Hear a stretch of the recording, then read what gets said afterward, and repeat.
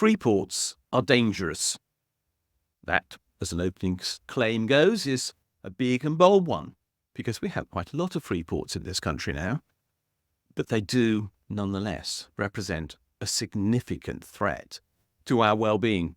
Why is that? What is the problem with a freeport? Look, let's describe what a freeport is.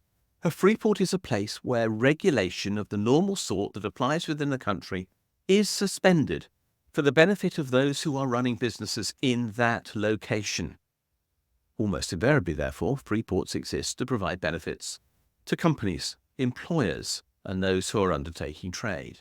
And they do so by suspending the normal rules of taxation, and sometimes on other matters, like environmental protections or employee protections or whatever else. Now, why should we have parts of the country where we deliberately suspend normal laws?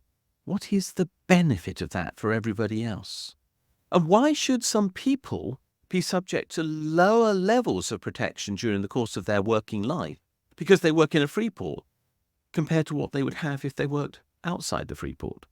And that's most especially true when no freeport has an advertised boundary. In fact, finding the border of a freeport is something that is incredibly difficult to do because these are, well, almost imaginary spaces. A few warehouses here, a warehouse or so there, ring-fenced inside a planning zone which is itself loosely described on a map, but which it has no obvious border. These freeports are figments of planners' imaginations. Planners of all sorts, tax planners, regulatory planners, those who wish to plan to abuse environmental protection, those who most definitely want to abuse the rights of employees.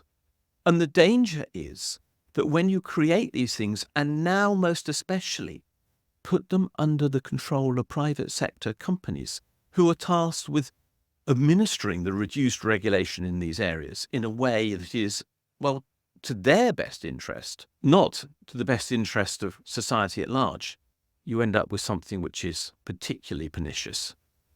That is rule by corporations. Rule by corporations is a form of fascism.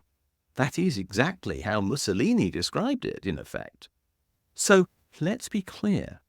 Whilst the freeports we have provide relatively limited exemptions from regulation at present, their very existence is a threat to the democratic control of this country by the government. And for that reason, they're deeply pernicious and as dangerous as tax havens have ever been to the effective control of democracy over the well-being of most people in this world.